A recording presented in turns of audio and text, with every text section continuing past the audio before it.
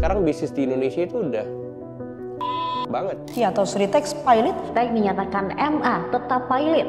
Untuk mewujudkan kesejahteraan masyarakat itu malah pilot. bahas atau membicarakan mengenai pilot. Gas kuantum resmi dinyatakan pilot. Sariwangi Agricultural Estate Agency resmi menyandang status pilot. Balik lagi ke channel gue Juli Explore, dan di video kali ini gue mau ngajak kalian ngeliat kenapa bisnis di luar negeri itu lebih enak dibandingkan bisnis di Indonesia.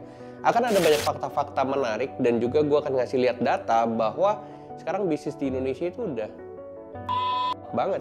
Lo mungkin berpikir Indonesia ini punya 270 juta penduduk dan negara nomor 4 terbesar di dunia. Masa nggak enak sih pasarnya? Nah, disinilah letak paradoksnya. Meskipun pasar Indonesia besar, realitanya produknya itu rata-rata impor, khususnya dari Cina.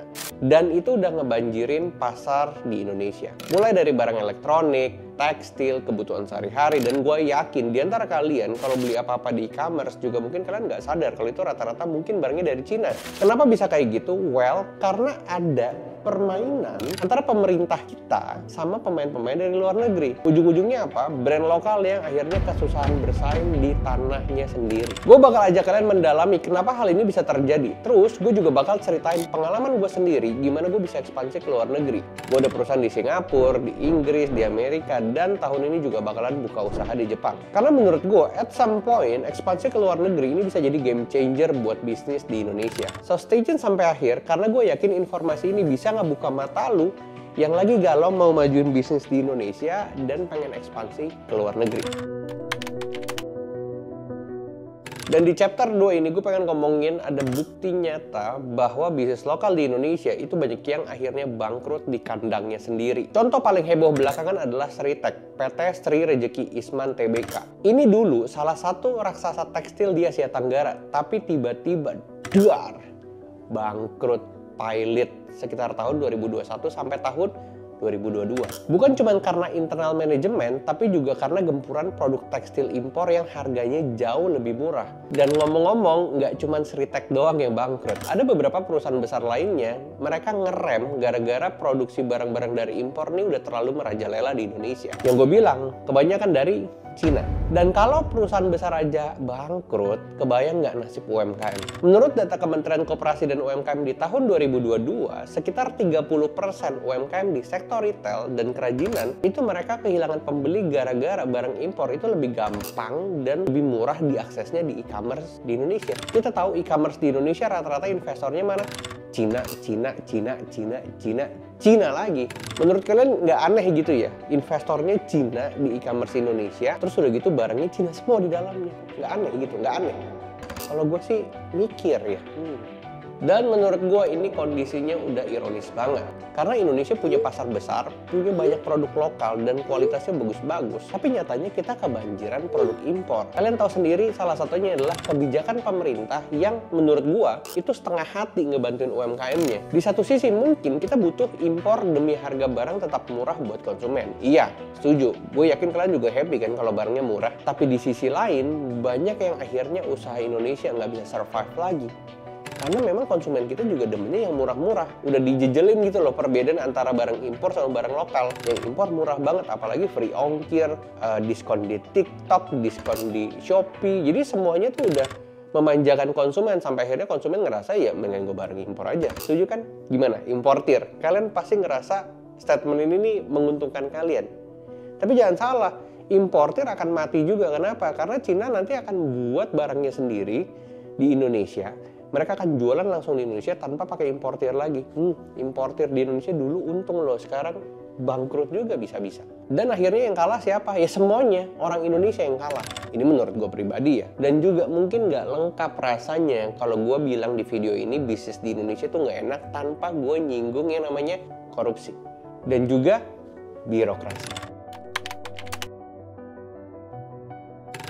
Itu udah duet maut kayaknya di Indonesia. Lu udah pasti umum banget yang namanya sogok, menyogok, uang pelicin, oknum yang minta-minta salam tempel, Waduh, ini ada proposal nih Pak di bulan ini, tolong dong Pak dibantu, nanti kita bantu Bapak juga deh.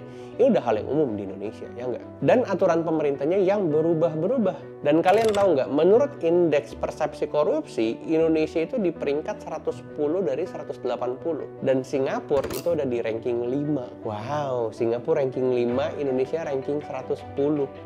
Dahsyat banget. Dan itulah alasan kenapa gue juga ada buka perusahaan di Singapura, karena menurut gue lebih enak aja gitu. Dan karena korupsi kita tinggi, kita adalah peringkat yang lumayan terakhir. Dampaknya apa sih kalau misalnya Indonesia korupsinya tuh terlalu tinggi? Dampaknya ya jelas bikin susah pelaku usaha. Bayangin aja, lu mau bikin usaha kecil-kecilan nih misalnya, lu harus hadapi izin usaha yang prosesnya tuh ribet banget. Dan kadang kalau lu nggak ngebantu oknum tertentu, urusannya tiba-tiba jadi macet. Belum lagi tiba-tiba kebijakan pemerintah yang berubah-berubah. Entah PPN dari 10% naik ke 11, 11 naik ke 12, terus aja sampai naik 30%. Mungkin kali ya, mungkin bisa terjadi. Hari ini diizinin lampu hijau, besok lampu kuning, terus lampu merah, di stop, nggak boleh jualan lagi. Gimana? Akhirnya waktu kita tuh habis buat ngurusin birokrasi doang, bukannya fokus ke inovasi atau pengembangan produk. Padahal kalau birokrasinya simpel dan transparan, kita bisa cepet banget geraknya. Makin mudah urus izin, makin banyak orang yang mau buka usaha, dan it is what it is. Korupsi dan birokrasi di Indonesia masih jadi PR berat. Karena untuk mereka bisa ngejabat kayak gitu aja butuh uang. Jadi mereka harus balikin uangnya lagi. Dan ini selalu gue bilang berkali-kali. Nggak bisa selesai. Sementara negara tetangga, let's say Singapura, mempermudah segala sesuatunya dan korupsinya amat-amat minimal. Itu sebabnya investor asing lebih milih Singapura ketimbang Indonesia. Ngenes? Yes. Tapi kenyataannya kayak gitu. Gua udah teriak-teriak dari 5 tahun yang lalu dan gue bilang, bro, kita tuh nggak bisa cuman fokus di pasar Indonesia aja. Kenapa? First, persaingannya itu brutal dan produknya tuh rata-rata impor semua. Dan kedua, kebijakannya tuh nggak mendukung dan cenderung muter-muter.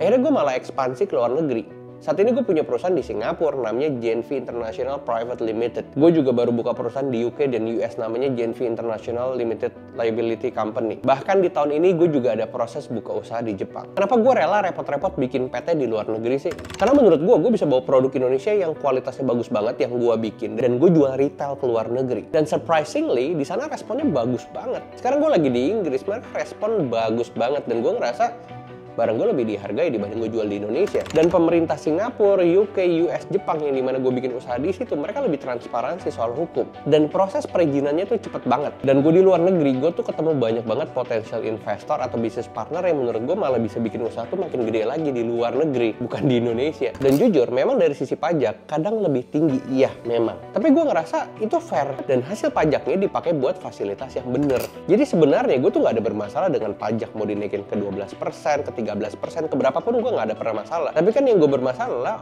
uangnya kalau gue bayar di Indonesia tuh larinya nggak jelas. Dan akhirnya nggak ada perkembangan apapun buat masyarakatnya. Jadi gue ngerasa, ya gue nggak mau kayak gitu. Pengalaman gue ini ngebuktiin bahwa di luar sana peluangnya tuh masih gede banget. Indonesia mungkin pasarnya masih gede. Yes, tapi kalau sistemnya bikin kita sesak napas, kita boleh dong cari cara lain supaya kita bisa survive dan berkembang. Karena lu mau ngarepin siapa lagi kalau bukan diri lu sendiri. Nah sekarang gue mau ngajak lo semua buat ngelirik pasar luar negeri. Bukan berarti lo harus ninggalin Indonesia 100% ya. Tapi setidaknya lo punya plan buat go internasional. Karena apa? Karena masih banyak banget negara yang siap bayar lebih mahal buat produk-produk lo. Entah itu kerajinan tangan, entah itu mungkin fashion, makanan, minuman, bahkan jasa kreatif. Gue mau kasih contoh, ini salah satu produk yang dihargai di luar negeri, yaitu adalah nasi. Nasi putih jadi, ini jadi. Udah di steam. Kalau lihat bahasanya, ini dari mana? Ini dari Korea. Dan ini dijual di pasar Inggris dan lakunya luar biasa. Kenapa? Ya karena dihargai. Bukan masalah nasi ini adalah produk inovatif. Mana sih nasi produk inovatif? Nggak ada kan? Tapi karena dihargai. Nggak pernah kepikiran kalian jualan nasi kayak gini. Di Inggris, di Amerika, di Eropa gitu. Nggak pernah. Ya karena mungkin kalian belum tahu bahwa pasar di luar negeri itu kayak gitu. Lu selama ini ngeliatnya Indonesia mulu. Terus lu mencoba untuk berusaha ngalahin produk impor. Nonsense, nggak masuk akal. Impossible. Mungkin lu bakalan marah, lu bilang, masa sih nggak bisa ngalahin produk impor? Lu percaya aja sama gua. Kalau lu percaya sama gua, lu ngeliat pasar luar negeri, lu nggak akan buang waktu. Tapi kalau lu berasa lu pengen ngalahin produk impor, that's right. Nggak akan bisa. Dan menurut gue sekarang tuh gampang karena zaman udah global. Kita bisa jualan lintas negara itu lewat e-commerce yang gampang banget. bikin kolaborasi, join pameran internasional, atau lu bisa juga bikin entitas di luar negeri kayak gua. Pemerintah di luar negeri juga memudahkan buat bisnis-bisnis baru. Apalagi kalau produk lu unik dan berkualitas, itu bakalan jadi tambang emas buat lu. Serius. Jadi intinya di video kali ini, daripada lu stres mikirin gimana ya gue bisa masuk ke pasar Indonesia dan mereka bisa beli barang gue lebih banyak lagi, mendingan kita perlebar sayap, kita fokus untuk ngejual barang kita di luar negeri. Karena menurut gue masih banyak konsumen di luar negeri yang mereka respect sama brand-brand baru. Mungkin juga produk-produk kayak lo. Asal kita serius dan paham aturan main di luar negeri. So, itu kenapa gue bilang bisnis di luar negeri itu jauh lebih enak dibanding bisnis di Indonesia. Semoga lewat video ini bisa ngebuka mata lo dan lo terinspirasi gimana caranya gue bisa jualan barang sampai ke luar negeri. Dan gue bisa ekspansi ke luar negeri.